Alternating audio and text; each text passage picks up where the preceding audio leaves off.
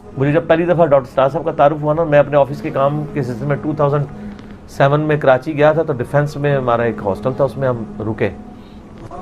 جب زہر کی نماز کا وقت آیا نا، تو میں نے اس کو سیکورٹی گارڈ کو کہا یار میں تو نماز جماعت سے پڑھوں گا، مجھے کوئی مسجد بتاؤ. کہنے لگا سر آپ کو یہاں 15 منٹ واک پہ جانا پڑے گا، سمندر کے کنارے کے سے قریب ہی ایک مسجد ہے، بہت بڑی، وہاں نماز پڑھیں. تو میں نے کہا ٹھیک ہے. میں نکل گیا، پوچھتے پوچھاتے پہنچ گیا. جب میں وہاں پہنچا تو بائی چانس جماعت ہو چکی بھی تھی. میرا خیال تھا وہاں پہ 1:30 بجے نماز ہوگی، لیکن 1 یا 1:15 بجے ہو چکی تھی. بہت بڑی مسجد.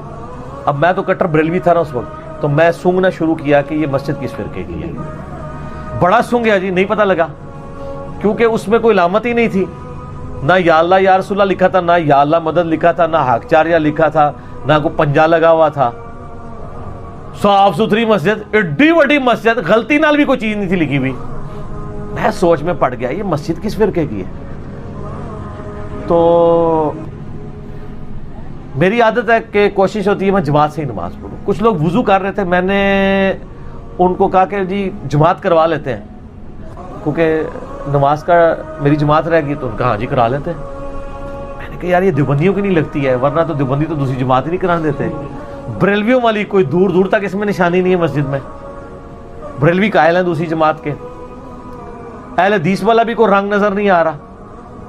نماز پڑھائی فارغ ہوا، میں نے کسی سے پوچھا یہ مسجد کس کی؟ ان کا جی یہ ڈاکٹر سراج صاحب کی جو جماعت ہے تنظیم اسلامی قرآن اکیڈمی والوں کی یہ مسجد ہے، تو اتنے سارے فرقوں کے لوگ آتے ہیں، اس میں کوئی اس طرح کی ریسٹرکشن نہیں ہے. میں نے کہا اچھا وہ مردود جو ہے، ہم تو مردود ہی سمجھتے تھے نا ڈاکٹر سراج صاحب کو اس وقت. معاذ اللہ. میں فارغ ہی تھا، کام کوئی نہیں تھا. میں کیا مغرب روٹی کھانی ہے، پھر ہم نے کہیں رات کو یا فجر پڑھ کے ہم نے کہیں دور جانا تھا سائٹ پہ. میں نے کہا چلو یار ہم کو کتابیں ادھر دیکھتے ہیں. میں نیچے نا بیسمنٹ میں چلا گیا. یہ میں آپ کو بات کر رہا ہوں مارچ 2007 کی، مارچ 2007. تو کیونکہ 23 مارچ 2007 کو میری ملاقات ہوئی تھی مفتی منیب الرحمان صاحب سے، تو وہ میں اسی ٹور میں ہوئی تھی ملاقات، بڑی لمبی ملاقات کراچی میں. اس وقت بھی روحت ہلال کے کمیٹی کے چیئرمین تھے. اب تو زبردستی ان کو اٹھایا گیا، بلکہ روحت ہلال کمیٹی ختم ہوئی ہے تو مفتی صاحب کا بھی عہدہ ختم ہوا ہے، ورنہ تو وہ اس عہدے کے لیے آلموسٹ بنائے گئے تھے. تو وہ جناب مارچ کی بات، میں نیچے گیا، میں نے جناب کتابیں جب دیکھنی شروع کی، وہ CDs وغیرہ، تو وہ میں نے کہا اچھا. وہاں سے میں نے ایک CD خرید لی، اس کا نام تھا قرآن اور اقبال. میں نے وہ نیگیٹو انٹینشن سے خریدی تھی. میں نے کہا یہ اس CD کے اندر نا یہ بتایا ہوگا کہ اقبال کی کون سی تعلیمات قرآن کے خلاف ہیں.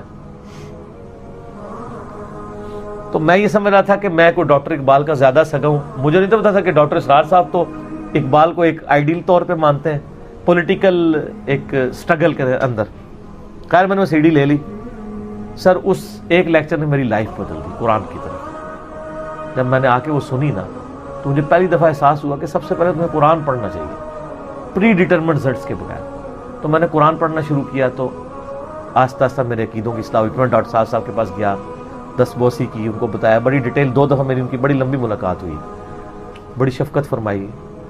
تو میں نے کہا ڈاکٹر صاحب آپ کی وجہ سے اللہ تعالیٰ نے ہمیں ہدایت دی ہے. ڈاکٹر صاحب کی آنکھوں میں آنسو آ گئے. انہوں نے کہا بیٹا آپ اللہ کا شکر ادا کریں، اللہ تعالیٰ نے آپ کو بہت بڑی دولت دے دی ہے، توحید کی دولت. الحمدللہ.